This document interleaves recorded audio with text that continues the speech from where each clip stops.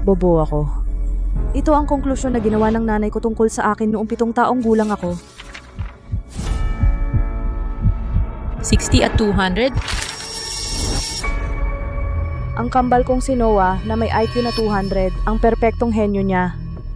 At ako, IQ na 60. Basura lang ako sa lahi sa resume niya bilang magulang. Kahit na mas mahusay ako kaysa kay Noah sa paaralan. Mula sa araw na iyon, ibinuhos ng nanay ko ang lahat kay Noah, lahat para sa gintong medalya ng IMO. Sinta, dalhin mo ang gintong medalya sa bahay para kay Mami. Patunayan mo sa lahat na ang teorya ko ng likas na talino ay tama sa simula pa lang.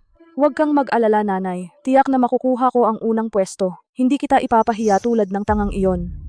Sa paningin ni nanay, tanging matalinong bata ang nagiging bituin na magulang. Para maibenta niya ang konsepto niya. Determinismo ng likas na talino, ngunit ang tulala tulad ko ay nababagay sa mga anino at gumawa ng walang katapusang gawain. Ngunit totoo ba ang teorya ni nanay ng likas na talino na determinismo?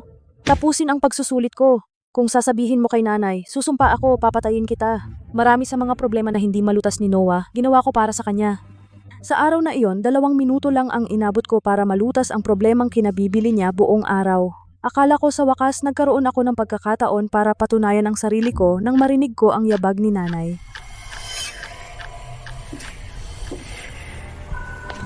Noah? Takot na matuklasan ni nanay, sinipan ni Noah ang likod ng tuhod ko.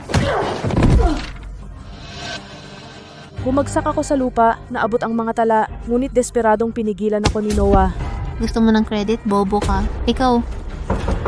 Umikot ang doorknob, bigla siyang pumasok sa victim mode. Mami, ninakaw ni Leon ang mga sagot ko, kinopya ang ginawa ko. At ngayon sinisikap niya akong saktan. Nanay, hindi. Ako ang sumulat nito.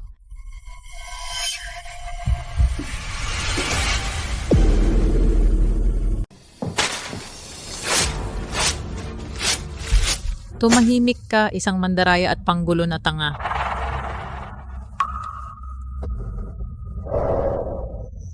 Hindi ako sumusuko.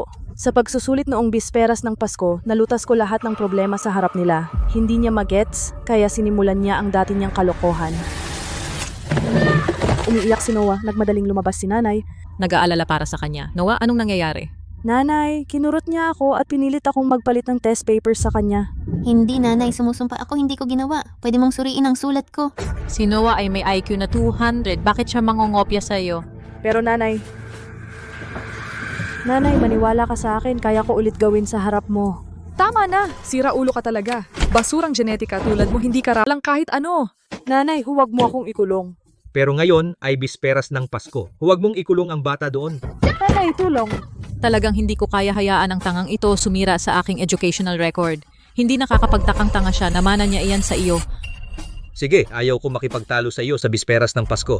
Huwag mo akong ikulong. Nanay, noong manyebeng bisperas ng Pasko, sila ay nag-e-enjoy sa isang malaking handaan. Isang masayang pamilya na magkakasama. Salamat nanay, ang sarap, mahal kita. Ang aking munting henyo ay karapat-dapat sa lahat ng ito. Umuwi ka na lang na dala ang unang premyo para kay Mami. At ako ay naiwan na nakakulong sa malamig na basement, gutom na gutom. Kaya ko ring makuha ang karangalang ito para sa iyo, tulad ni Noah. Ginugol ko ang aking pagkabata na nalulunod sa paghamak at mga akusasyon.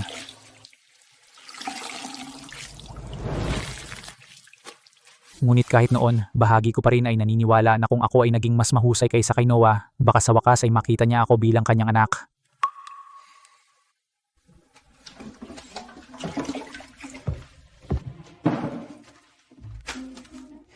Araw-araw sa pagitan ng mga gawaing bahay, hinuhukay ko ang mga itinapon na papel ni Noah sa basurahan at tinuturuan ko ang sarili mula sa kanyang mga sulat kamay na tala.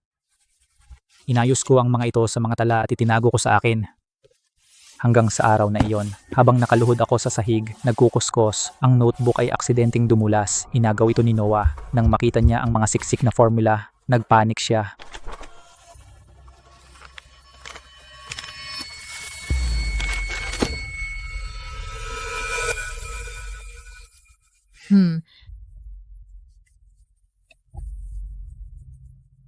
Tapos sinubukan niyang sirain ang notebook ko at dumiretso kay nanay kunwari ako ang may problema. Nanay, sinaktan ako ni Leon. Sabi niya, kukunin daw niya ang pagsusulit at gagawin kang katawa-tawa sa harap ng lahat. Nang marinig niyang umiyak si Noah, bumaba agad si nanay. Ang nakita lang niya ay siyang duguan. Noah, okay ka lang? Nanay, huwag kang magalit sa kanya. Gusto lang niya napansinin mo siya minsan.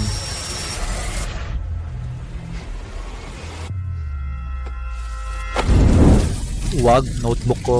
Pinanood ang notebook ko na nasunog hanggang sa abo. Hindi siya naniwala sa akin. Dinurog niya ang pag-asa ko, parang walang halaga ito, kundi isang mantsa na kailangang burahin. Noon ko nakita si tatay, kausapin mo si nanay, tatay. Pero sa kaibuturan alam ko na hindi ako ipagtatanggol ni tatay. Tigilan mo na ang pag-istorbo sa nanay mo. Umalis ka at huwag kang bumalik hanggat hindi mo natutunan ang leksyon mo.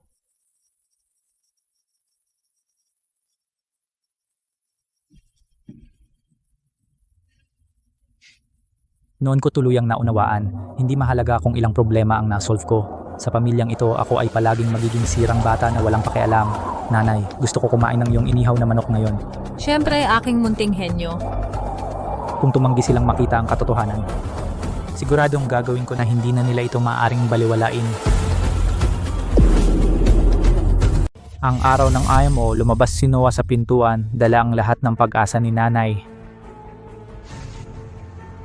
Ipagmalaki mo ako, Noah. Ipakita mo sa mundo kung ano ang kahusayan. Huwag kang mag-alala, Nay, uuwi ako na may ginto. Pero nakakulong ako sa bahay na yon na parang preso.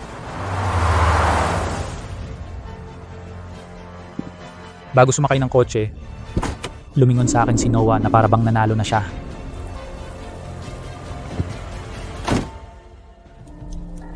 Saglit-saglit, patuloy na gumagalaw ang orasan at sa bawat TikTok, lalo akong nalalapit na makaligtaan ang pagsusulit.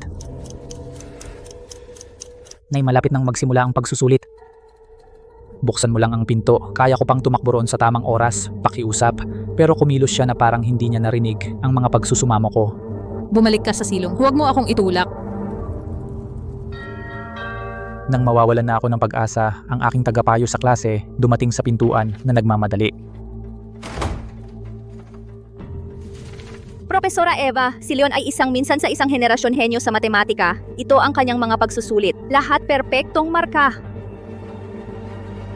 Pero hindi ito pinaniwalaan ni nanay. Miss, huwag kang magbiro. Wala siya kundi isang talunan na mababa ang IQ.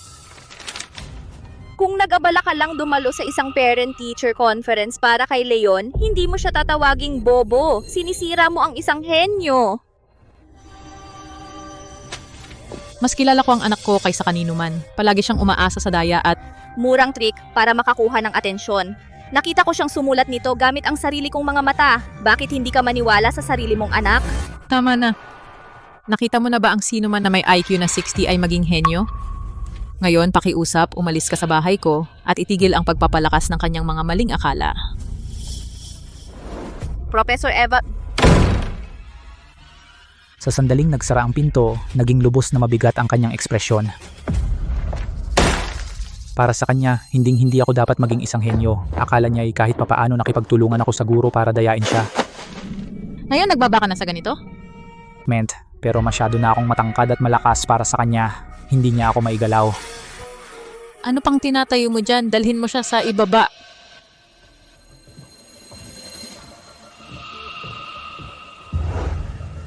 Tatay, maging si tatay, ang dalubhasa sa pagpapanggap na hindi nakikinig o nakakakita, naging pinakamasunuring kasabwat.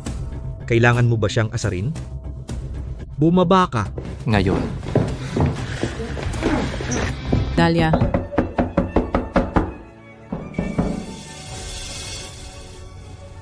Huwag mo nang isipin ang paglabas. Ako'y ikinulong sa madilim na bilangguan na yon. At bawat desperadong pakikibaka na ginawa ko ay lubos na walang saysay.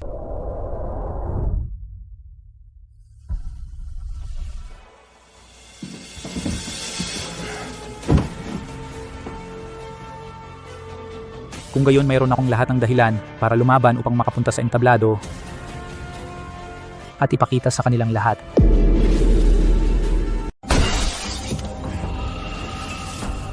Lumalaban bilis hanggat kaya ko. Narinig ni nanay ang ingay at sinugod ako ng gulat. Tumigil ka dyan. Paano mo nagawang tumakas sa akin? pakawalan. Kailangan kong kumilos ng mas mabilis. Kailangan kong kunin ang exam na yan. Ngunit nang makarating ako, nahuli ako ng isang hakbang.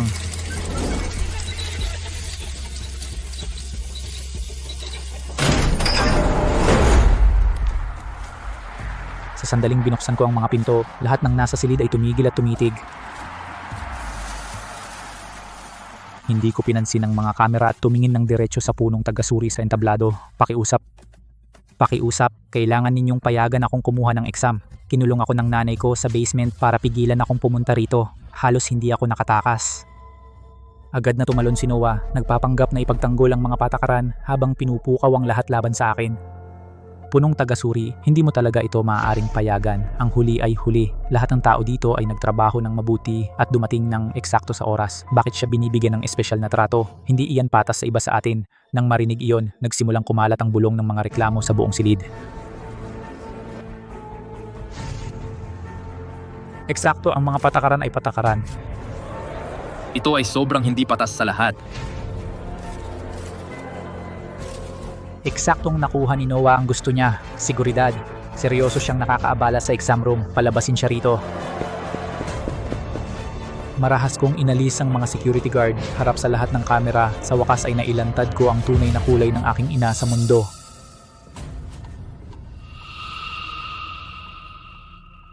Ayaw kong mahuli, sarili kong inayan. Para patunayan ang kanyang determinismo ng likas na katalinuhan, ikinulong niya ako sa basement, inaalis ang karapatan kong kumuha ng exam. At sa sandaling iyon, bawat sugat sa aking katawan ay naging hindi. Paano nagkaroon ng ganyang malupit na magulang? Ito ay tahasang pang-aabuso. Nang makita na lumalala ang sitwasyon, Sinubukan ni Noah na isisi sa akin. huwag kayong maniwala sa kanyang mga kasinungalingan. Siya ay na-test na. Ang IQ niya ay 6 na pulang. Lahat ng grades niya ay dinaya at kinopya. Inilak lang siya ng nanay ko sa bahay dahil siya ay isang mapanlinlang at mapilit na sinungaling. Bigla, Nagbago ang kapaligiran sa silid. Paano pinapayagan ang isang tanga sa IMO exam room? Tingnan ninyo siya. Siguradong may sakit siya sa pag-iisip.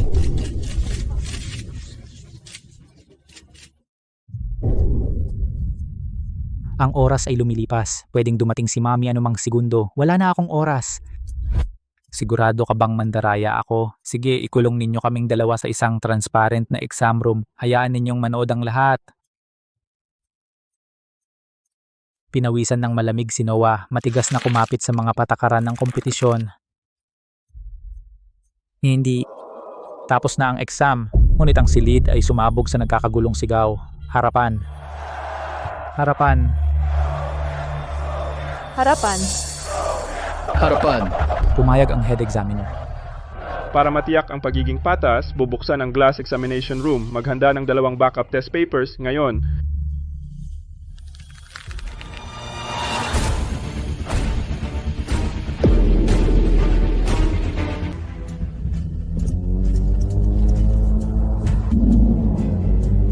Nakalak ang pinto. Alam na alam ni Noah iyon, higit kanino man.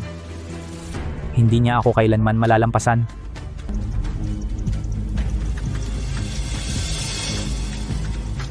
Alam kong nasa bingit na siya ng pagbagsak. Walang oras para lasapin ang kanyang pagkasira. Susugod si Mami sa mga pintong iyan anumang saglit. Kailangan kong tapusin ito bago siya.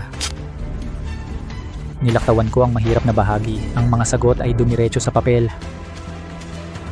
Unti-unting lumipas ang oras. Natuyo ang dugo sa balat ko. 10 minuto pa lamang ng oras ng pagsusulit.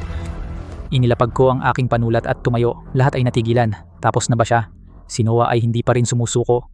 Inakusahan niya ako ng pagsulat ng walang kabuluhan. Sinusubukang ipawalan ito ng hindi namarkahan. Tiyak na sumulat lang siya ng walang kabuluhan. Seryoso, Leon, maaari mong patuloy na magpanggap hanggat gusto mo. Ngunit hindi nito binabago kung ano ka. Huwag mong sayangin ang oras ng lahat. Hindi ko pinansin ang panunuya ni Noah. Tumayo lang ako roon sa katahimikan, naghihintay sa grado. Lalong lumaki ang kayabangan ni Noah nang hindi ako tumugon. Leon, hindi ba iyan ang buong nakakaawang pagkilos na ito ay tungkol? Gusto mo ng atensyon ni Mami ng ganyan? Sige, maaari mo itong makuha. Tigilan mo na ang pagpapahiya sa sarili mo sa harapan ng lahat, okay? Lahat ay nagulo muli at nagsimulang tumuligsa sa akin. Seryoso, sinasayang mo lang ba ang oras ng lahat dito? Ang peke, binabastos mo ang pagsusulit na ito. At sa sandaling iyon, isang malakas na tunog ng preno ang nanggaling sa labas. Hinabol ako ni nanay. Hanggang sa lugar ng pagsusulit. Agad niya akong nakita at sumugod para hawakan ako. Ikaw na walang hiya, sino ang nagbigay sa'yo ng permiso na pumunta rito? Umuwi ka agad. Huli na, naipasa ko na ang aking papel nang marinig ito lalo pang nagalit at nataranta si Eva.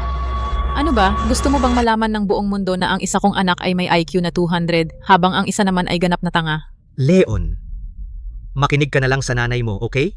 Umuwi ka na sa amin at humingi ng tawad sa kanya ng maayos. Huwag mo nang palalain. Hindi ko sila pinansin. Tumayo lang ako roon ng tahimik. Ang aking kawalan ng pakialam ay nagpasiklab sa kanya. Hindi ka pa ni paniwala, Noah. Tapusin mo ang iyong papel. Ipakita mo sa kanya kung sino talaga ang henyo.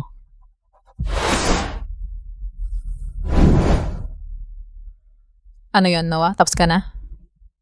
Oo. I-grade mo, examiner.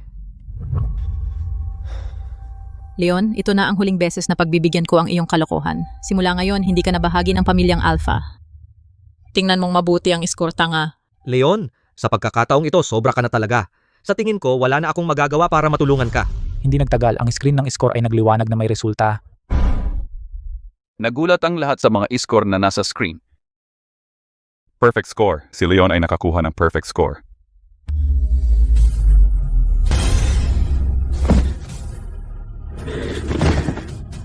Imposible. Hindi ito totoo. Hindi. Imposible ito. Tanga ka.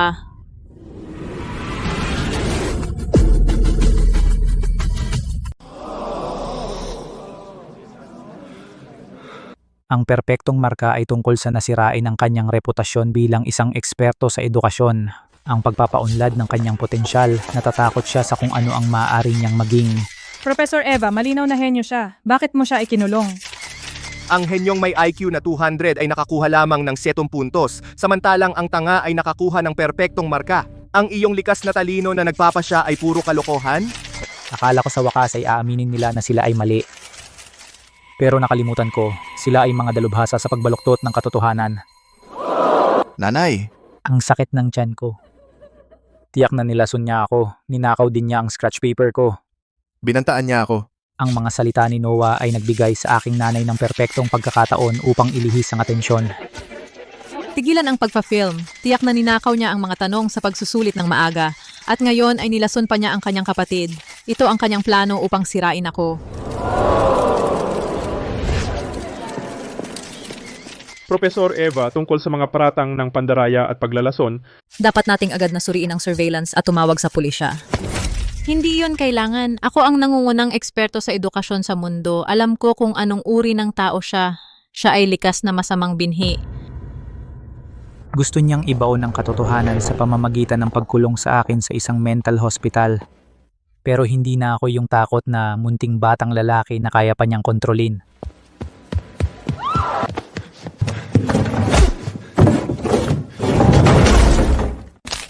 Ay nako.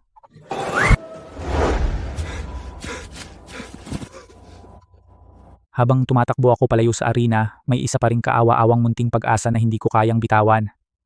Na baka lang hinahanap nila ako. Walang nagmamalasakit kung patay o buhay ako. Para sa kanila, ang pagkawala ko ay hindi isang trahedya. Isa lang itong mas kaunting problema na haharapin. Noon talaga namatay ang puso ko. Mula ngayon, wala na akong pamilya, wala nang tahanan. Ganap na nag-iisa. Makalipas ang mga taon, pagkatapos kong pilit na umahon sa impyerno, naging alamat ako sa akademya kilala sa Wall Street bilang Professor L, at ang hacker na Diyos na Zero sa dark web na nagtanim ng takot sa puso ng kapital. At ngayon inanyayahan akong bumalik bilang panauhing pandangal para sa isang pandaigdigang summit ng akademya na ganap na ginanap sa aking pangalan. Professor L, karangalan para sa buong Wall Street na narito ka. Sasha, mananatili ka sa profesor sa buong araw. Tiyaking siya ay ganap na napangangalagaan. Siyempre, daanan natin ito, Profesor. Pasensya na, Professor L. May kaunting emergency ako dito.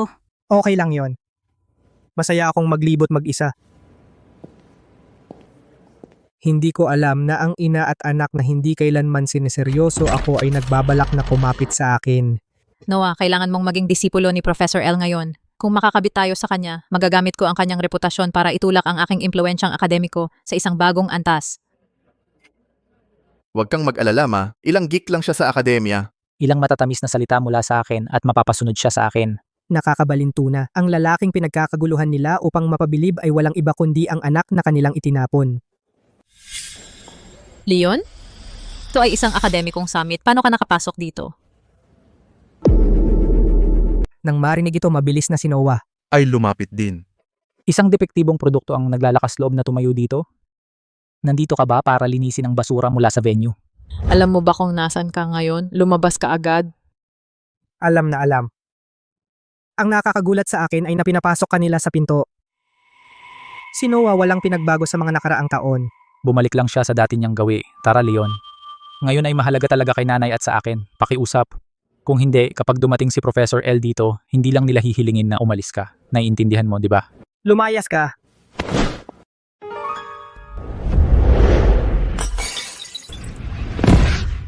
Leon, bakit mo ako tinutulak-tulak? Dahil mag-aaral ako sa ilalim ni Professor L? Pubiyalius ay nagtulungan. Nang perpekto sa isa't isa. Agad na nakuha ang atensyon ng lahat. Ang pangit ng suot mo? Malamang pumuslit siya dito para makiride, di ba? Ito ang welcome banquet ni Professor L at naglakas loob kang magulo at mambuli ng mga tao dito, seguridad. Dahil may mga sumusuporta sa kanya, lalo siyang naging maapoy. Paano mo nagawang saktan ng kapatid mo? Humingi ka ng tawad sa kanya ngayon din. Inaapi mo siya? Masyadong marumi para sa aking mga kamay. Pinabulaanan ko siya sa publiko. Namutla ang mukha ni Eva. Tigilan mo na ang pag-aarteng inosente. Alam kong nandito ka para sirain ang pagkakataon ni Noah kay Professor L. Kunin mo ang pera at lumayas ka dito. Akala niya na ang maliit na halagang ito mabibili ang pagsunod ko, pero ang kayamanan na hinahabol niya ay wala lang para sa akin. Ikaw na walang utang na loob na bastard. Guard, palayasin mo siya. Leon, kung gusto mo, sa akin mo na lang ilabas ang galit mo. Pakiusap lang, tigilan mo na ang pagpapastress kay nanay. Darating si Professor L anumang oras. Ilabas mo siya dito bago siya tuluyang makasakit sa profesor. Sigurado ka ba? Akala mo ba talaga papayagan namin ang tulad mo isang kaawa-awang maliit na parasite kahit saan malapit sa summit ni Professor L? Mas mabuting huwag kang magsisi. Guard. Tigil! Anong ginagawa mo? Misa Sasha, may tao na gumagawa ng gulo. Oo, taos puso akong humihingi ng paumanhin. Siya ang anak ko at ang IQ niya ay 60 lamang. Hindi ko siya pwedeng payagan na guluhin ang komperensya. Miss Eva, bantayan mo ang iyong dila. Ang taong nakatayo sa harap mo ang pangunahing tauhan ng summit na ito, Professor L. Hayagang nahayagang aking pagkakakilanlan, ngunit ang aking ina at si Noah ay itinuring lang itong isang malaking biro. Miss Sasha, nagbibiro ka ba? Isang akademikong titan ng Wall Street. Paano siya naging ang tangang ito na kilala ko ng mahigit 10 taon? Eksakto. Ang tunay na Professor L ay dapat isang marunong na nakatatandang iskolar, hindi isang kaawa-awang talunan tulad niya. Ang mga bisita ay nagsimulang magbulungan sa kanilang mga sarili, nag-aalangan ang kanilang mga saloobin. Si Sasha ay anak ng chairman. Wala siyang dahilan para magsinungaling. Pero napakabata niya at ang paraan ng kanyang pananamit. Natatakot ako na baka nalinlang si Sasha. Sa sandaling ang buong silid ay nasa isang alanganin, ang malaking holographic na screen sa gitna ng bulwagan ay biglang nagliwanag. Lahat ang threshold ng pagpili para sa nag-iisa at huling alagad ni Professor L ay ang lutasin ang problemang ito sa pagkalkula. Habang pinag-aaralan ng lahat ang problema, isang sama-samang paghingal ang dumaan sa madla.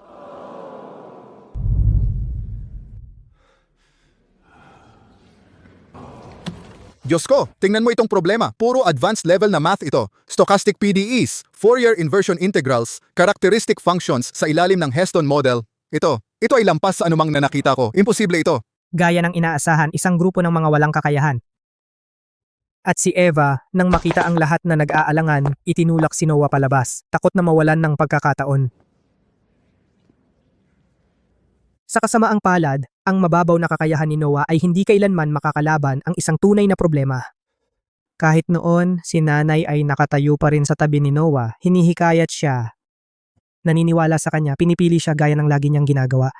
Noah, tumutok, huminga at magpatuloy sa pagsulat. Ikaw ang henyo na personal kong pinalaki. Ikaw ang henyo na pinalaki ko sa sarili kong mga kamay. Huwag kang magwakas gaya ng kawawang manloloko na iyan doon. Ngunit hindi pa rin itinaas ni Noah ang kanyang panulat. Ang madla ay puno na ng mga panlalait.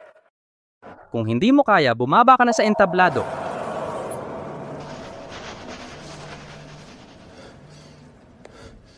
Kalokohan, ang anak ko ay may IQ na 200. Nang sapat na ang pagtikim sa kanyang kaawa-awang kahihiyan, mahinahon akong umakyat sa entablado. Nang makita akong umakyat sa entablado, agad na nawalan ng kontrol si Eva sa kanyang emosyon. Security, hilahin pababa ang idiot na ito. Sinisira niya ang konsentrasyon ng anak ko. Bumaba ka dyan. Sa kanyang pag-uudyok, marami sa madla ang sumama sa pambabatikos at sinubukan akong palayasin. Bumaba ka dyan, huwag kang magmukhang tanga sa lugar ni Professor L. Binaliwala ko lahat ng ingay at panlalait, lumingon sa malaking screen at direktang nagsimulang sumulat. Ang mga tycoon ng Wall Street na puno ng paghamak kanina lamang ay ngayon ay nakatayo lahat sa gulat. Paano ito nangyari? Nang bumagsak ang huling hagod, ibinigay ng sistema ang huling hatol nito. Pagkatapos ng isang segundong katahimikan, ang buong lugar sumabog sa nakakabinging sigaw ng tuwa at palakpakan. Hindi ka panipaniwala. Nalutas niya ito agad. Siya talaga si Professor L.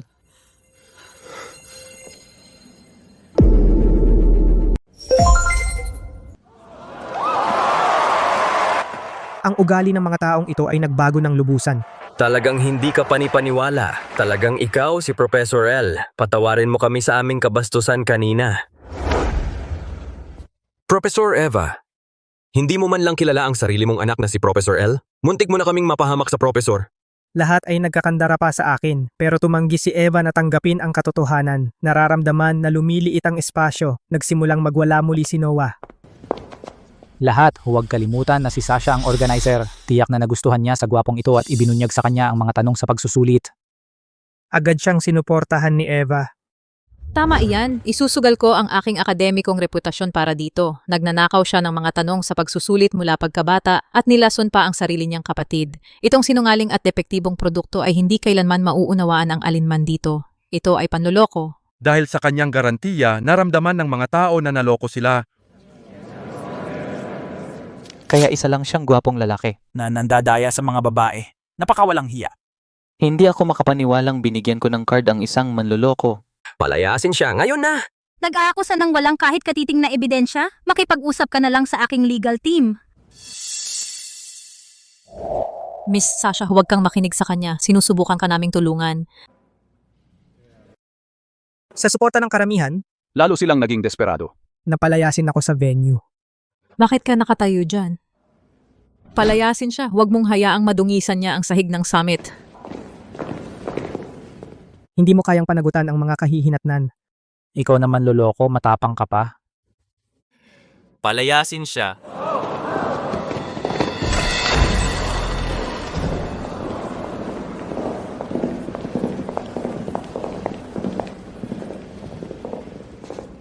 Sinong maglakas loob? Sir, sa wakas narito ka na. Ito ang impostor na nagpapanggap na si Professor L. At niloko pa niya ang anak mong babae. Itong titan ng Wall Street ay lubos na nagalit. Professor L, humihingi ako ng tawad. Pinag-abala ka ng mga idiot na ito. Patawarin mo kami.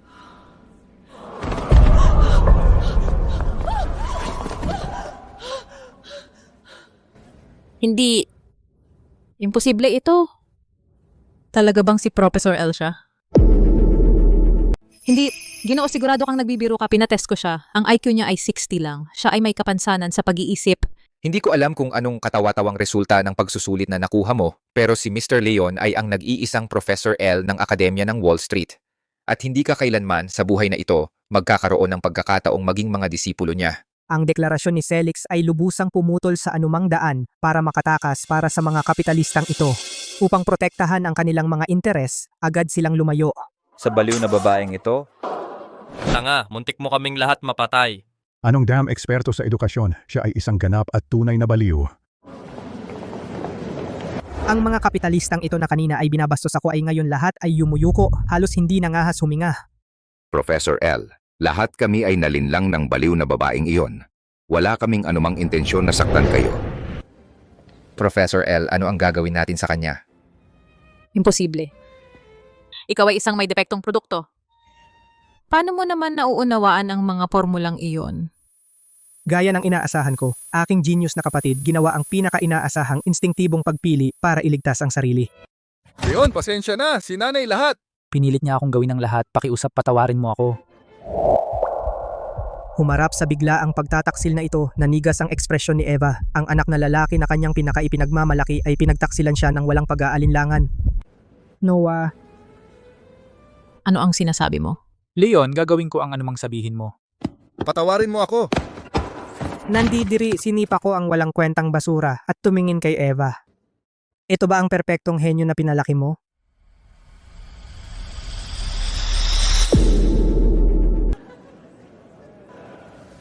Ang kalamigan ng mga kilalang tao at ang pagkakanulo ng sarili niyang anak ay sumira sa mundo ni Eva. Manahimik ka, walang kwenta kang tao. Ngunit ang babaeng sobrang hambog. Ay tumanggi pa ring aminin ang kanyang sariling pagkabigo. Sa lahat ng mga taong ito, itinago niya sa kanya ang hatol na ito tungkol sa buhay ko. Ginagamit ito bilang huling patunay na tama ang kanyang teorya sa genetika. Peke siya. Tingnan mo ng mabuti. Ito ang pinaka-autoritatibo na siyentipikong datos na mayroon. Siya ay isang depektosong produkto na may IQ na 16 lamang. Bobo siya. Imposible para sa kanya na maintindihan ang lahat ng modelo. Habang pinapanood siyang lubusang mawalan ng kontrol, wala akong naramdaman kundi awa. Ginamit ko ang autoridad ni Zero at kinuha ang buong network ng banquet hall. Gagamitin ko ang mismong siyensya na labis niyang ipinagmamalaki upang lubusang wasakin ang kanyang mga ideal. Tingnan mo nga ito.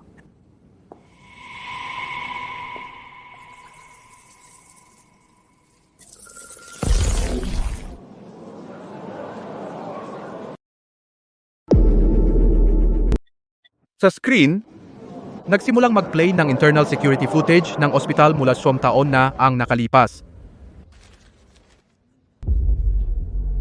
Noong mga panahong iyon, Yung testing equipment ay nag-short circuit. nasunog ang motherboard.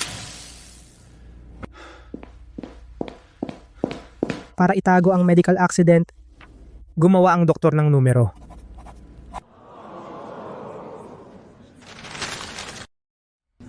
Hindi. Aksidente lang iyon. Kahit peke ang numerong iyon, hindi ka nakatanggap ng edukasyon.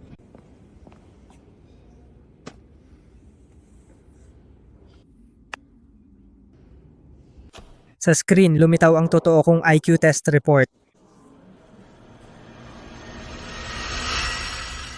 Ang tunay kong IQ ay mas mataas kay Noah.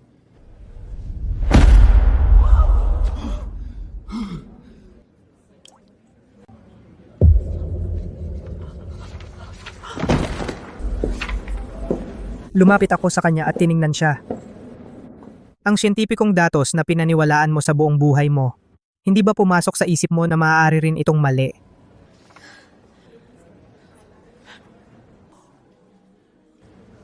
Inilaan mo ang lahat ng resources ng pamilya kay Noah. Inaasahan siyang patunayan ang iyong nakakatawang teorya.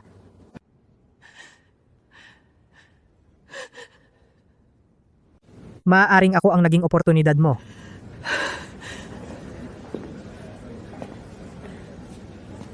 Pero itinapon mo ito. Ang paniniwalang ipinagmamalaki niya ay naging... Hindi! Isang ganap na biro. Mali ako sa lahat.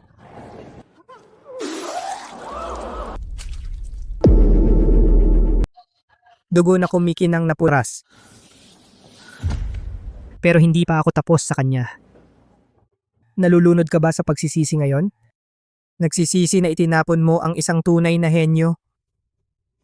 Leon, talagang mali si nanay. Hindi ko alam ang tungkol sa report. Kahit totoo ang report na yon, ano? Ang isang ordinaryong bata ba ay hindi karapat-dapat sa tamang edukasyon? Iyon ang nagbigay katwiran sa iyo na ikulong ako sa basement at pahirapan ako ng maraming taon. Inalis ko ang huling piraso ng kanyang dignidad. Hindi. Ginawa ko ito para sa pamilya.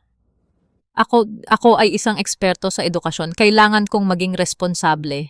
Hindi ka eksperto sa edukasyon. Wala ka kung hindi isang napaka-selfish na egoista. Hindi mo minahal ang iyong mga anak, minahal mo ang ideya ng kung ano ang magagawa namin para sa iyong katayuan. Ang kanyang marangal na personalidad ay pinunit ko sa publiko. Itinatanggi ang pag-aaral ng sariling anak, ngunit nagpapanggap pa rin bilang eksperto sa edukasyon? Nakakatawa. Ang matinding kahihiyan ang tuluyang bumaliw sa kanya. Tumahimik kayo. Lahat kayo tumahimik. Perpekto ang teorya ko.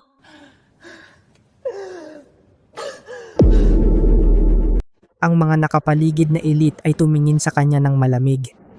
Sa wakas ay nakilala niya ang katotohanan na nawala sa kanya ang lahat. Kaya inilagay niya sa akin ang kanyang huling pag-asa.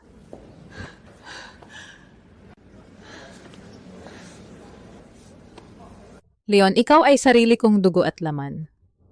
Mangyaring bumalik ka. Sumusumpa ako sa iyo, itatapon agad ni Mami si Noah. Wala siyang makukuha, talagang wala. Lahat ng yaman ng pamilya, bawat sentimo mula ngayon sa iyo na lahat. Ibibigay sa iyo ni Mami ang lahat para mabayaran ito. Kahit sa puntong ito, akala niya kaya niyang bilhin ang pag-ibig gamit ang pera. Sa totoo lang, sa tingin mo kailangan ko pa yon?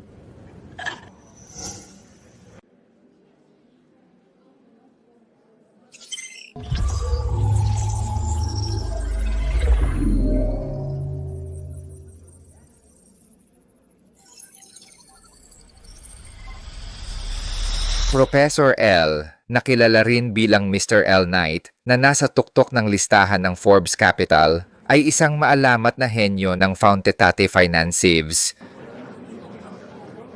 Ang sukli sa kanyang account ay sapat para bilhin ang 100 pamilyang alpha.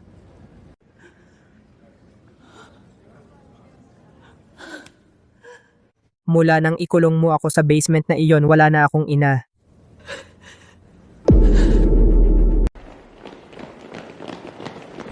Tapos na ang lahat, umalis ako sa banquet hall. Naglinis ng daan ang mga bodyguard, pinapanatili ang tinatawag na elite na itinulak sa magkabilang gilid.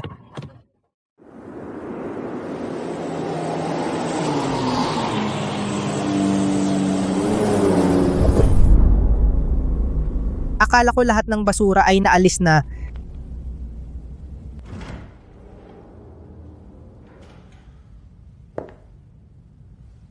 Pero minamaliit ko kung gaano kawalang hiya ang pamilyang ito. Sa loob ng taon, pinanood ako ng tatay ko na magdusa at nagkaroon ng lakas ng loob na magpakita sa pintuan ko. Leon, anak ko. Ang tagal na. Puno ng kasakiman ang mukha niya. Sinusubukang gamitin ang murang dugo para lumapit sa akin. Tungkol sa nangyari noon, wala akong choice. Alam mo kung sino ang nanay mo? Palagi kang may lugar. Sa puso ko, Leon? Palagi. Pamilya tayo, di ba, Leon? Pinakikinggan ko siyang mag-manipulate. Wala akong naramdaman kundi sobrang pagkasuya. Walang choice. Nakita ko agad ang kanyang pagpapanggap na hipokrito. Ang hindi mo paggawa ng aksyon ay walang kinalaman sa pagiging dominante niya. Dahil naniwala ka rin sa IQ test na yon, para sa inyong dalawa, isa lang akong walang kwenta. Pinayagan mo siyang ikulong ako sa basement dahil pareho kayo nang iniisip na ako ay isang retard. Huwag mo siyang gawing dahilan. Wala ka kundi isang malamig na dugo na tahimik na kasabwat.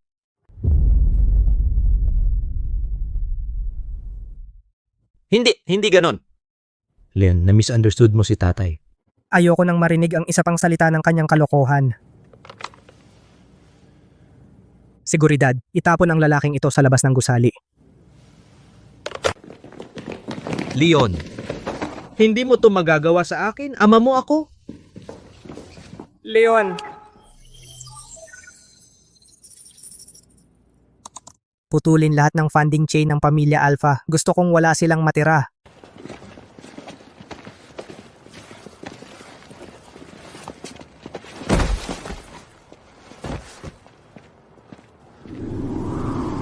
Leon, hayaan mo akong magpaliwanag. Sa loob ng wala pang isang oras, ang liquidation team ng korte ay pumaligid sa mansyon ng pamilya Alpha.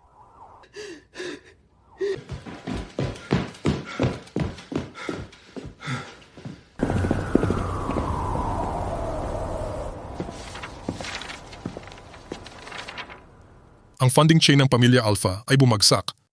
Lahat ng ari-arian ay kukunin agad.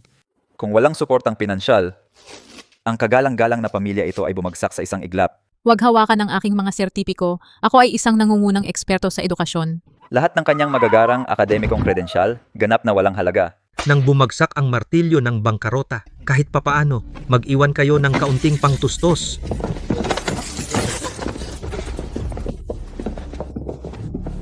Tumahimik ka, lumabas ka agad. Hindi, bitawan mo ako. Hindi. Ang dating mataas at makapangyarihan perpektong pamilya ay tinangay parang isang tambak ng basura.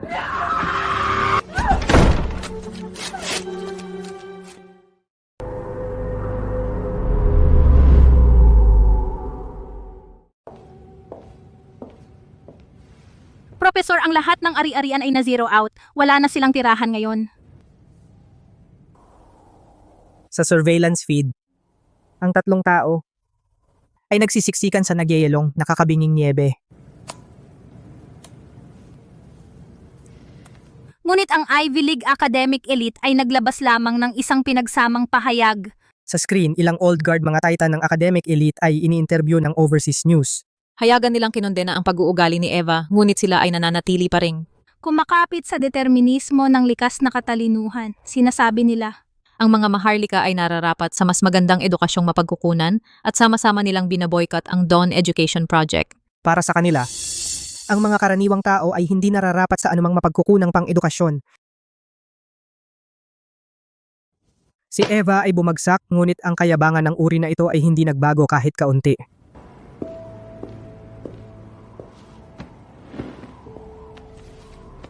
Ang tunay na cancer ay ang mapagmatuwid na elite class. Dahil desperado pa rin silang kumakapit sa genetic privilege, pupuntahan natin at dudurugin ang set ng mga patakaran. Matapos malugi, itong pamilya ay napilitang magtago parang mga daga sa mabahong eskinita ng slums. Desperado niyang hinawakan ang tanging gintong kwintas na natitira sa kanyang leeg. Ang huling piraso ng kanyang dignidad.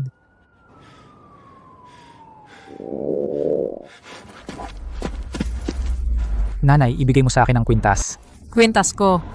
Nanay, hindi ba lagi mong sinasabi na ako ang pinakamamahal mo? At sasabihin mo lang na mahal mo ako ng higit at hahawakan mo lang iyang walang kwentang kwintas at panonoorin akong mamatay. Lumayas ka, akin na ito ngayon. Lalim. Hindi, kwintas ko.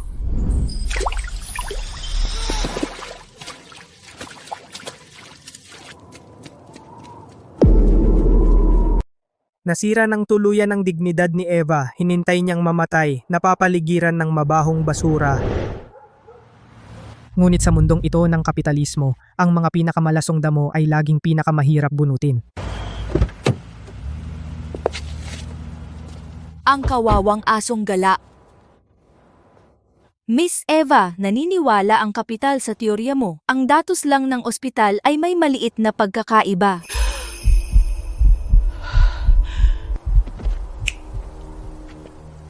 Isuot mo itong damit.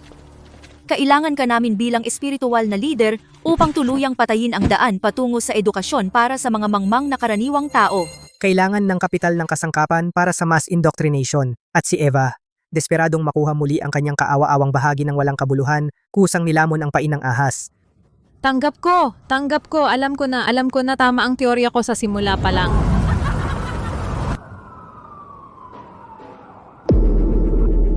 Para tuluyang mabasag ang mga hadlang ng klase, formal kong itinatag ang Dawn Education Foundation.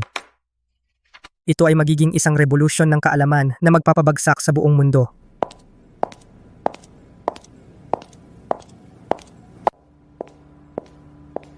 Leon, ang planong pampublikong edukasyon na ito ay isang kahangahangang gawain.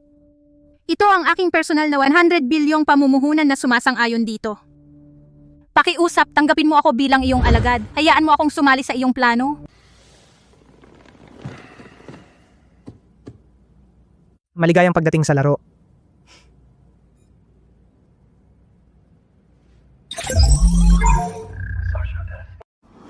Ang pagganti ng lumang kabisera ay mas mabilis kaysa sa naisip ko. Ang Dawn Foundation ay isang lubos na biro. Malapit na tayong magdaos ng isang pandaigdigang kompetisyong quantitative upang tuluyang durugin ang mga ilusyon ng mahihirap. Sa screen, isang pamilyar na figura ang lumitaw. Ako ay magsisilbing punong mentor ng kompetisyon at patunayan sa mundo na tanging ang mga purong dugong gene ang karapat-dapat na makabisado ang pinaka-advanced na kaalaman. Ang mga hamak na karaniwang tao ay hindi karapat-dapat sa karapatang makipagkompetensya. Ginamit nila ang kanilang pribilehiyo upang hadlangan ang mga karaniwang tao. At kahit na ibinalot muli siya bilang isang espiritual na leader. Ang magarbong packaging ay hindi maitatago ang isang walang laman na loob.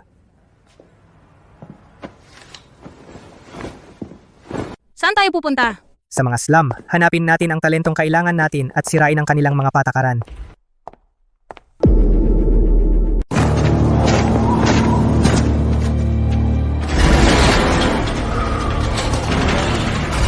Iniisip nila na ang slums ay walang iba pa kaysa isang tambakan. Ngunit hindi nila mauunawaan na ang matinding kalagayan ng kaligtasan ay madalas lumilikha ng pinakamatatag na isipan. Siya ay nagdeduce ng modelo ni Howard na mataas na antas na quantitative model. At ito ay isang pinahusay na algorithm na may idinagdag na matinding mga variable. Nalaman niya ang lahat ng ito mula sa mga librong nakalkal? Sino ka? Susubukan mo na namang magnakaw ng mga ideya. Sa lugar na ito, ang isang suit ay kumakatawan sa walang katapusang pagsasamantala. Huwag kang mag-alala, nandito kami para... Sa sulok ng mundo na ito na pinabayaan ng Diyos, anumang mga salita ng paliwanag ay walang silbi. Ang lakas ay nagsasalita, ang mga salita ay hindi. Sa ilang linya ng code, perpekto kong isinara ang loop sa modelo na kanyang hinahabol. Paano mo ginawa yan? Pwede mo ba akong turuan? Sa pagtingin sa excited na mga mata ng bata, itinuro ko ang pader na may mantika. Ang mga algorithm ay walang klase. Kung nakasulat man sa screen ng isang malaking kumpanya o sa isang mabahong pader na ladrilyo, pareho lang ang resulta. Pero ang mga mayayaman ay may mga supercomputer, ang pinakamahusay na mapagkukunan ng edukasyon, nagugutom pa rin tayo. Paano tayo mananalo? Mukhang epektibo ang indoktrinasyon ng kapital ay naging napaka-epektibo. Ginagamit nila ang mataas na hadlang sa edukasyon para pababain ang tingin ng mahihirap sa sarili nila. Maaari nilang monopolya ang mga computer at libro, pero hindi nila kayang monopolyahin ng utak mo. Ang mga salita ng iba ay walang kahulugan. Ang pagsisikap ang tanging sandata para durugin ang prehuwisyo. Inalok ko ang mga itinapon ng mundong ito ng pagkakataong muling isulat ang mga patakaran. Ang mga elite ay nag-host ng kanilang pinakamalaking quant battle ngayon. Lakas loob mo bang sumama sa akin at tapakan ang mga hambog na bastos na yon hanggang sa lupa? May apoy na sa kanal ngayon at ito ay nag-aapoy. Sali ako. Kasama ka namin, oras na para ipakita sa mga gago kung ano ang kaya nating gawin. Sa susunod na 32 oras, ang mabahong scrapyard na iyon ay naging ang pinakamatinding punong tanggapan ng mga geek. Ito ang sandali na ang underdog ay tumigil sa pagmamakaawa at nagsimulang magdeklara ng digmaan. Pagkalipas ng ilang araw, ang pinakamataas na antas sa mundo na kompetisyong quantitative ay opisyal na nagsimula. Ang venue ay napakaringal at kahanga-hanga. Puno ng mga kapitalistang tycoon at mga mamamahayag. At si Eva, na suot ang hiram na haute couture gown, ay nakaupo sa mataas sa gitna ng hurado bilang punong mentor. Wala akong pakialam. Kasama si Sasha, tinipon ko ang mga batang ito ng slums at nagmarcha patungo sa isang coliseum na nakalaan para sa mayayaman. Tigil, ito ay isang elite arena. Bawal ang mga pulubi. May pass ako. Pasensya na, Professor L. Pasok. Si Eva ay tumingin ng may pagmamataas sa grupo ng mga teen na taga-slums sa likod ko. Sa tingin mo ang pagdala sa mga walang kwentang ito sa ating mundo ay nagiging revolusyonaryo ka? Gagawin ka lang itong katawa-tawa. Sige. Gusto kong panoorin ang mga ipis na nagmamadali bago sila madurog. Hindi ko pinansin si Eva at inihatid ang mga teen diretso sa mga upuan ng kompetisyon. Maupo at manatiling kalmado. Gamitin ang code para patahimikin sila.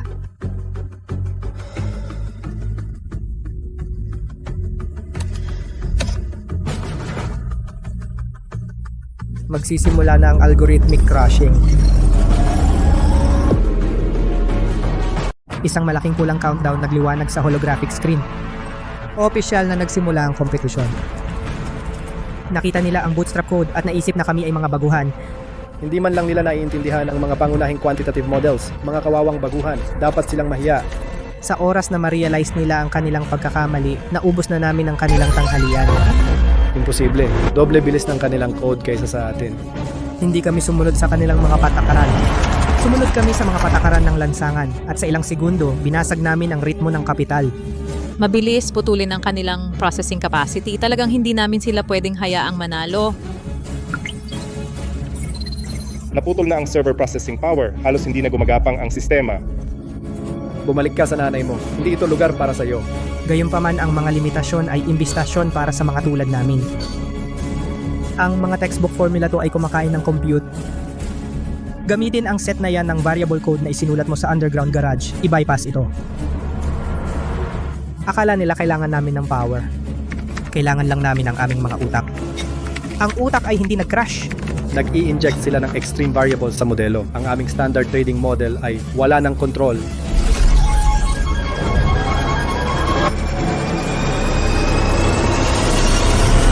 Hindi. Ang code ni Luke parang isang virus, galit na nilalamon ang buong data streams ng sistema. Tiningnan niya ang pataas na data sa screen. Nang pindutin ni Luke ang enter, ang data sa holographic screen ay biglang nagbago. Ang sistema ay tuluyang nag-crash. Hindi lang namin sila tinalo, nilupak namin sila. Nanalo kami.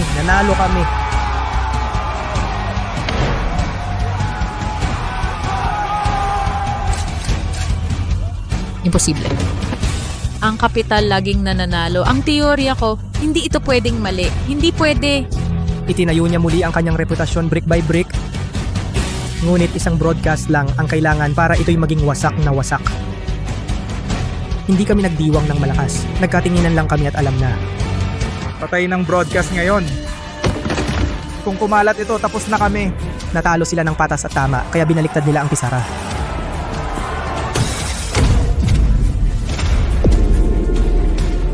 Pinindot na ang kill switch At ang malaking venue. ay biglang bumagsak sa ganap na kadiliman. Nagkaroon tayo ng kritikal na pagkabigo ng sistema. Nasira ang data, kanselado na ang laban, seguridad linisin ang hall. Gusto ni Howard na gamitin ang maruming taktika na ito upang pilit na burahin ang kanilang pagkatalo. Pero may plano na ako para dito. Sinusubukan mong sirain ang ebidensya? Huli ka na. Ang lumitaw sa screen ay isang top secret na file. Tingnan nyo ang screen. Ito ang elite na ipinagmamalaki mo. Ang mga modelong ginamit nila ay binuo sa mga ideya na inagaw nila mula sa mga karaniwang tao sa kanal. Itinayo nila ang kanilang ivory tower sa mga buto ng mismong mga basura ng kanal na kanilang hinahamak. Panloloko sa akademya. Ito ay isang malaking iskandalo. Itutok ang mga kamera sa kanila. Tiningnan ni Eva ang malaking screen. At sa wakas ay naunawaan ang isang mas malupit na katotohanan. Hindi ka man lang naniwala sa kahit isang salita ng aking teorya. Ginamit mo lang ako bilang firewall.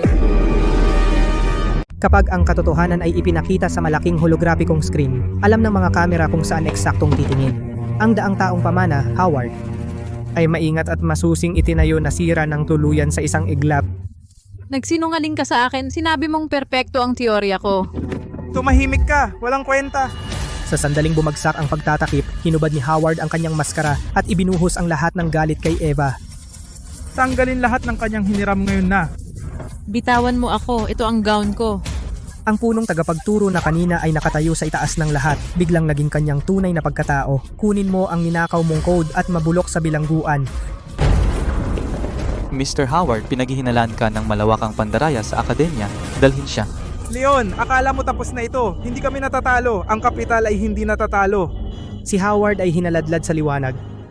Ngunit sa kanyang huling hinga, inihayag niya ang anino na siyang kumokontrol sa kanya sa lahat ng panahon. Sa pag-aresto kay Howard, ang lugar ay nahulog sa ganap na ginamit nila siya at inagaw sa kanya ang kaunting dignidad na natitira sa kanya. Matapos mawala ang lahat, nagsimulang gumapang si Eva pabalik sa dugo. Leon? Talagang alam ni nanay na mali siya. Pakiusap, isama mo ako. Lahat ng nangyari sa iyo, Ikaw ang may gawa niyan. Hindi, Leon. Wag mo akong iwan. Tara na. Bumalik ka. Mahal kita. Ang pagbagsak ni Howard ay simula pa lang. Ang dilim na mas malalim na nakatago ay mas malawak kaysa inaakala. Leon, nahanap ko na. Ang mga pekeng patent ni Howard, lahat ay papunta sa iisang address, isang abandonadong underground bunker. Alam ko na. Diretso akong nag-hack sa internal network ng bunker at binuksan ang pinakamaduming lihim ng kapital. Kumibot ang malaking screen at lumipat sa top secret mga footage ng pagmamanman mula sa loob ng bunker.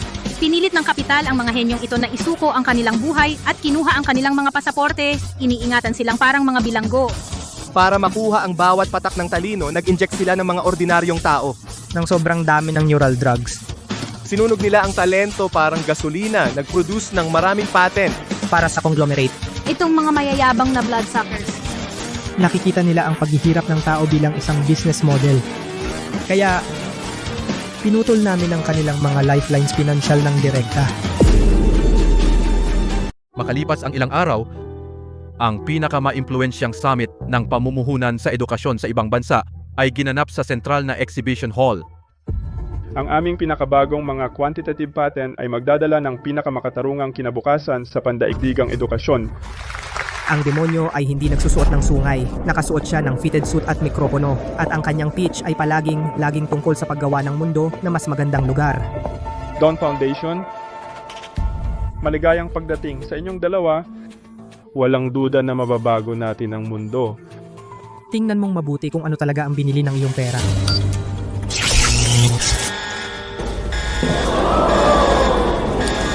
Diyos ko, ano ang ginagawa nila? Ginagamit mo ang mga buhay ng tao para sa mga quantitative experiments. Patayin, putulin agad ang signal. Ito ba ang kinabukasan ng edukasyon na balak mong pag-investan? Hindi ako pipirma. Walang bisa ang kontrata. Ang pera ng dugo ay hindi nahuhugasan. Walang investor ang gusto nito sa kanilang mga kamay. Nakatitig sa mga punit na kontrata, hinubad ni Zeke ang kanyang maskara ng buo. Seguridad, arestuhin ang dalawang ito. Patahimikin sila agad. Linisin ang lugar. Akala nila ang pera nila ay sandata. Pero ito pala ay isang kalasag lamang. Ang mga kalasag ay nababasag kapag hinampas mo ng sapat. Si Leon ay remotely. Sinira ang firewall ng bunker at binura ang lahat ng electronic lock.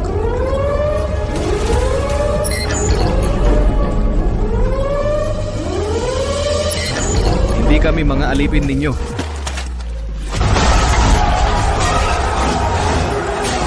Sobra, walang armadong puwersa ang makakapigil dito. Dumapa. Malawakang pag-inject ng ipinagbabawal na gamot. Kayo ay nasa ilalim ng pag-aresto. Tapos na ang inyong pabrika ng kasalanan. Ang pagwasak ng sweatshop. Lumagpas sa hangganan para sa mga kapitalista.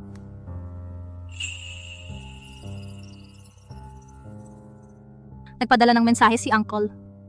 Na heart attack ang matandang chairman. Kailangan kong bumalik sa Kastilyo agad. Sandali lang, natuntun ko ang tunay na pinagmulan ng pondo ng pabrika sa black market. Lumabas na ang boss ay isang aso lang na nasa tali ng ikalawang tiyuhin ni Sasha. Kapag sinaktan mo ang kanilang pitaka, sinaktan mo ang kanilang puso. Ginamit ni Uncle ang ugnayang pampamilya para lokohin si Sasha pabalik sa kastilyo at direktang ginawa siya na isang bihag. Leon, sinira mo ang aking pabrika, sinunog ang aking kita. Ito ang deal. Dalhin mo ang mga quant model na iyan, ang mga totoo sa aking kastilyo, o ang iyong munting disipulo.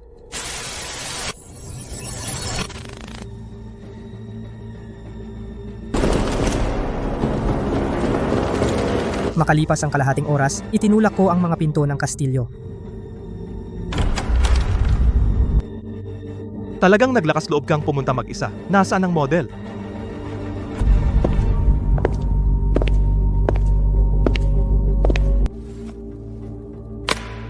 Nandito lahat. Kalagin mo siya. Akala ng tito na siya ay hawak ako sa lalamunan. Hindi na siya makapaghintay na lamunin lahat. I-decrypt ito kaagad.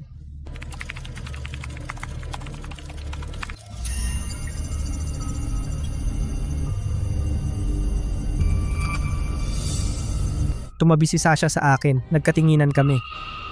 Ang kailangan lang naming gawin ay maghintay sa kasakiman na gawin ang trabaho nito. Kapag nakontrol ko na ang modelong ito, ang pandaigdigang hegemonya ng kaalaman ay akin na. Sa sandaling ang progress bar umabot sa 100%.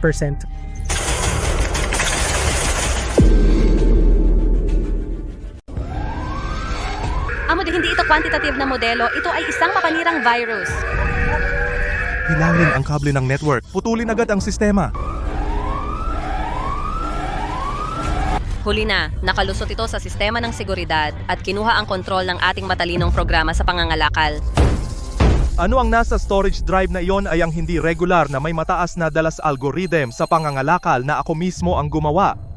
Nagkukunwaring template ng pangangalakal na may matatag na kita, ang estratehiyang ito ng quantitative na espekulasyon ay umaakit sa sistema ng pangangalakal ng tiyuhin papunta sa mabibigat na posisyon sa mababang kalidad ng mga ari-arian na may napakataas na leverage. Pilit na nililiquidate ang mga account. Pinaikli kami sa buong posisyon. Sa isang segundo lang, ang 10-10 bilyong halaga ng mga ari-arian na dating ginagawang monopolyo ng tiyuhin ang mga mapagkukunan sa edukasyon ay ganap na naglaho na parang abo. Tapos na! 10-10 bilyon na kayamanan biglang naging zero. Nang malaman na ang kanilang employer ay bangkarote, ang mga mersenaryong ito ay walang pag-aatubili binaba ang kanilang mga baril. Ang superioridad ng algorithm ay ginagawang hindi na ginagamit ang mga pisikal na armas. Lihim kong ipinaalam sa matandang chairman.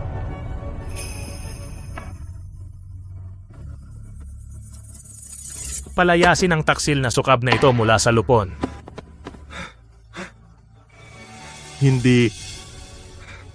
Pera ko, imperyo ko. Nang hindi gumamit ng patalim, inalis ko lahat ng panloob na banta sa pamilya ni Sasha. Buhay at kamatayan. Paulit-ulit. At ang babaeng ito, baril sa kanyang muka hindi kumibo.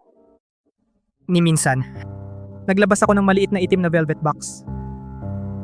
Ito ay isang natatanging singsing na ginawa ko mula sa isang first generation quantum chip. Magkasama tayong umahon sa kahirapan. Ikaw lang ang nakarating hanggang dulo. Sasha? Pakasalan mo ako. Oo, gagawin ko.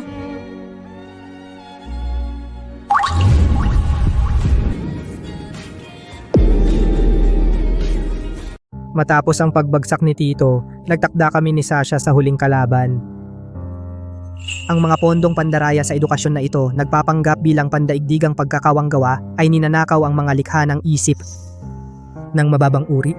Naglagay sila ng napakataas na hadlang sa matrikula na ikinulong ang mahihirap sa mababang uri magpakailanman. Ang mga taong ito ang tunay na utak sa likod ng monopolyo ng klase. Ngayon, dumating na ang singil at narito ako para maningil. Ngayong gabi, ginaganap nila ang kanilang taunang gala ng pagkakawanggawa sa isang marangyang cruise ship sa laot. Ang pagkakawanggawa ay maskara lamang. Ang tunay na katangian ng kapitalismo ay pagsipsip ng dugo. Tara na, oras na para sa piging.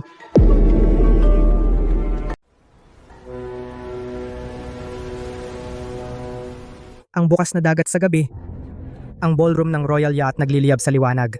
Isang donasyong 30 milyon. Sapat para magtayo ng 10 marangyang mga aklatan sa mga slum. Oo, tama. Kaalaman sa lahat ng dako para sa kawanggawa, tagay. Kawanggawa sa kanilang mga labi. Pagnanakaw sa kanilang mga kamay.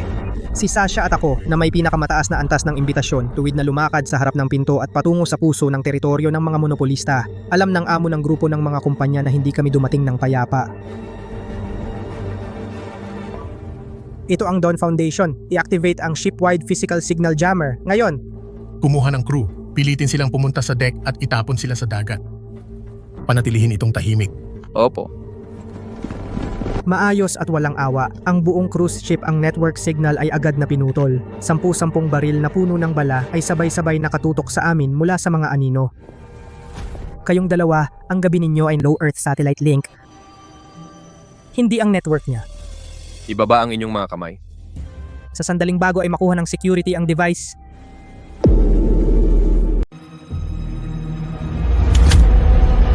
Pinindot ko ang buton. Ang security com system ng cruise ship ay sumabog sa isang matinis na tili. Anong nangyayari? Bakit nabigo ang signal jammer? Palagi nilang iniisip na tatagal ang kanilang mga pader. Hindi nila isinasaalang-alang kung ano ang darating mula sa langit diretsyong pababa. Walang hadlang, walang takas. In-override ko ang buong firewall ng barko, ginagawang isang malaking holographic courtroom. Ang mga pulang data stream ay bumagsak mula sa dome parang mga homing missile, eksaktong tumutok sa bawat isa at lahat ng magnate ng kapital. Paano naging publiko ang aking mga account? Ang chain ng pondo ay nakrak. Tapos na. Wala nang pag-asa. Hampasin ang mga screen. Hampasin ang bawat screen ngayon din. Nagtago sila sa likod ng pagkakawanggawa, isang data leak at gumuho ang buong pagkukunwari. Ngayon nakikita ng lahat ang nakikita ko. Huwag na kayong mag-abala. Ang inyong maruruming libro ay Live stream ngayon? sa mahigit 100 news channel sa buong mundo. Ginagawa pa rin nila ang huling desperadong pakikibaka. Sa labas ng yate ang nakakabinging ugong ng isang mabigat na helicopter na pumapasok sa gabi.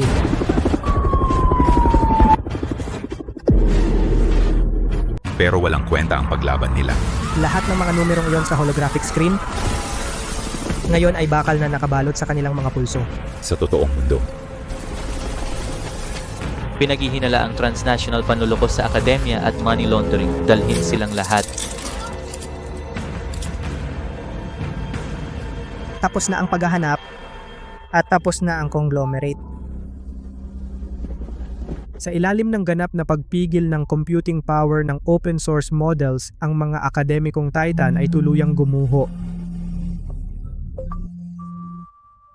Isang email mula sa pinakamataas na institusyong pang-akademya sa ibang bansa. Matapos bumagsak ang mga lumang kapangyarihan, opisyal na pumalit ang sistema ng Dawn sa pandaigdigang network. Ikinonekta ko ang 10 milyon mga itinapon na aparato na nagtayo ng isang desentralisadong network ng kapangyarihan sa pag-compute. Ang mga supercomputer na kontrolado ng mga plutocrats na iyon naging ganap na walang silbi na mga scrap metal. Kung walang kapangyarihan sa pag-compute at pondo, ang pinakamataas na komiteng akademiko sa ibang bansa ay walang pagpipilian kundi yumuko. Sumang-ayon silang buksan ang pangunahing kapangyarihan sa pagproseso sa lahat ng ordinaryong tao. Sumangayon kaming mag-integrate sa Dawn Project. Ito ay ang Lifetime Education Honor Medal na iginawad sa iyo. Sa sandaling ito, ang mga ordinaryong tao ay sa wakas ay natalo ang kapital. Bumalik sa Wall Street, tiningnan ko ang dokumento ng resolusyon na may wax seal sa mesa. Sa buong daan siya lang ang nasa tabi ko. Gawin mo ang mga paghahanda. Gaganapin natin ang seremonya ng parangal at ang ating kasal sa parehong araw. Oras na para tapusin ito. Sa araw ng mga parangal at kasal, malakas na niyebe ang bumabagsak sa mga slum.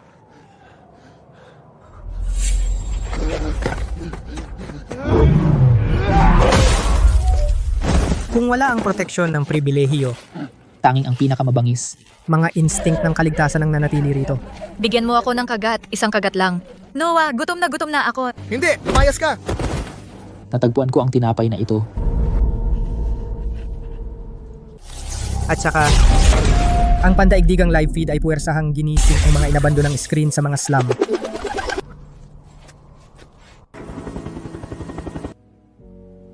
Ang kanyang maulap na mga mata ay nakatutok sa mga imahe sa malaking screen.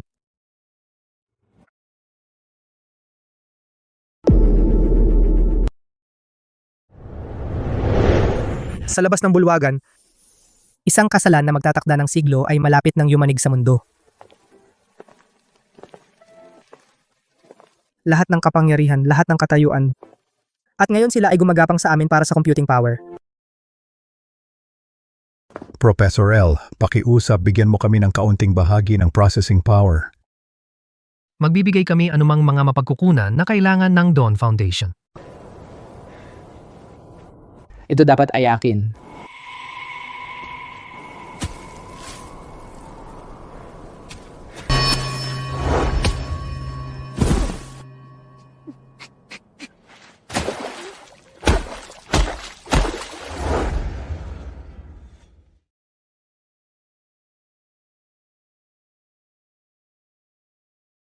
Kinuha ko si Sasha at mahinahong naglakad patungo sa globally mikropono ng broadcast.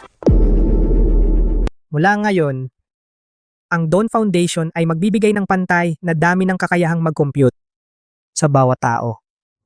Walang pribilehiyo ang teknolohiya. Ang mga modelong ito na may bukas na pinagkunan ay magagamit ng lahat. Pantay-pantay, kung handa kang matuto, dito ka magsisimula.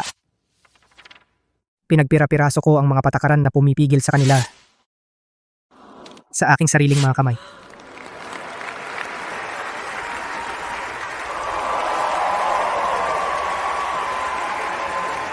Hanggat handa kang matuto. Hindi. Paano matututunan ng mahihirap ang mga bagay na ito? Ang mga gene ang nagtatakda ng lahat. Ang kanyang panghabambuhay na pananampalataya na durog. Dito mismo, ngayon din.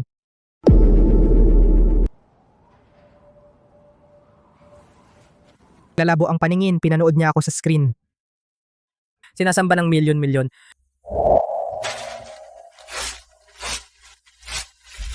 Tumahimik ka, isang mandaraya manggugulong retarded.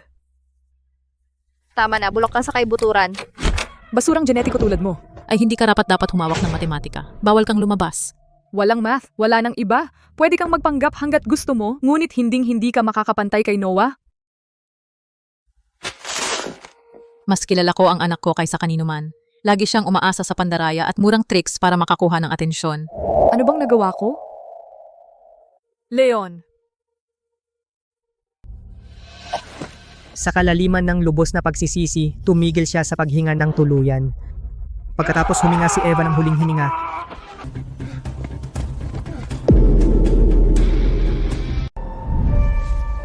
Mabilis dumating ang presyo ng kasamaan.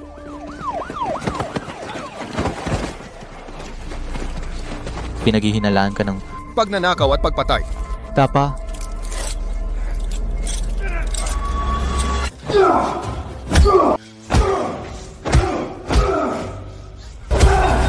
Takas dito! Kapatid, sa panaginip mo, tingnan mo kung kikilalanin ka pa niya basura na tulad mo. Nakatakas si Noah sa katotohanan. Nabaliw na siya sa bilangguan. Ito, hindi tama. Ako ang henyo. Ang nakatayo dyan dapat ako. Isang higop, pagkatapos lumuhod ka may palangga.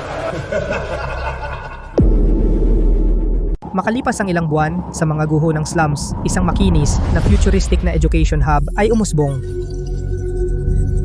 1, 2, 3, 4. Ang mga taong ito, itinapon ng lipunan, sa wakas ay nabawi na ang kanilang karapatang matuto.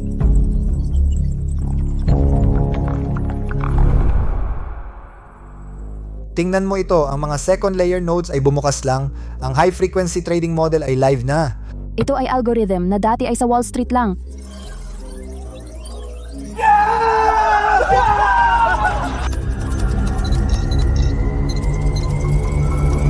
Nalutas niya ang isang core algorithmic puzzle at direktang kumonekta sa pinakamataas na antas ng quant model.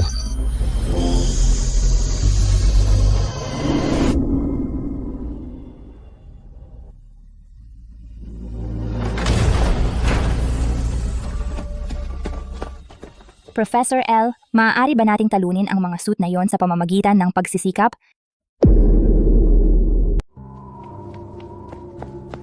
Professor L, kaya ba nating talunin ang mga suit na iyon sa pamamagitan ng sipag? Yang lumang coat na hindi kasya, yang pin. Ang pagtitig sa kanya ay parang tumitingin sa salamin. 15 taon na ang nakalipas. Ang mga algoritmo ay walang pakialam kung saan ka nang galing. Gusto mong makalis sa kahirapan, ang tiyaga ang tanging sandata mo.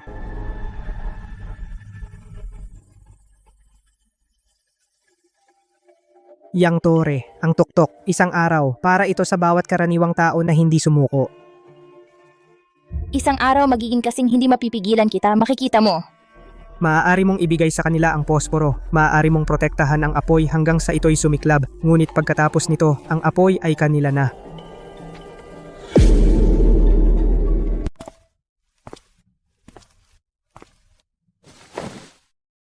Itong pahina.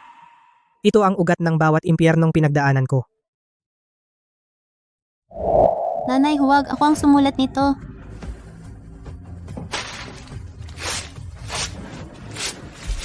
Tumahimik ka, isang mandaraya, pasaway na tanga.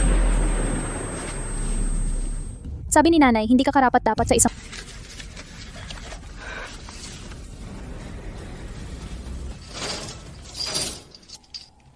Ng gintong medalya.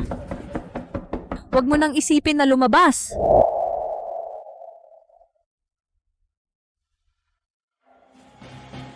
Ginawa nila ang mga tanikala sa loob ng maraming siglo. Kinailangan ng isang henerasyon na walang mawawala upang masira ang mga ito.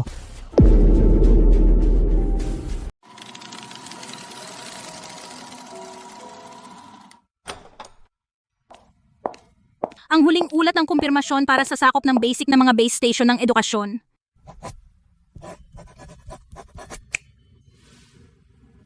Magaling, mahal ko.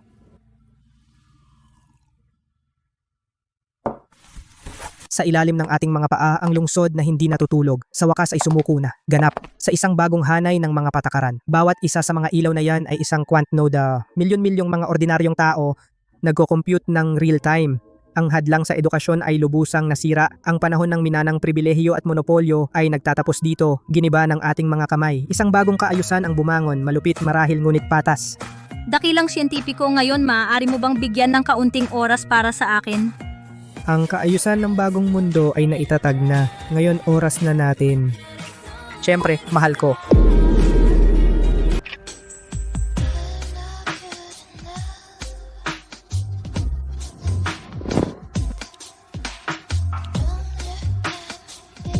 Professor L, tingnan ko kung ang iyong ganap control ay kasing ganda ng bawat domain. Siya ay laging alam kung paano pasiklabin ang aking pinakapangunahing pagnanasa. Hayaan mong patunayan ko sa iyo. Mula malapit. Mas nangingibabaw ako dito kaysa nung nasa lab ako.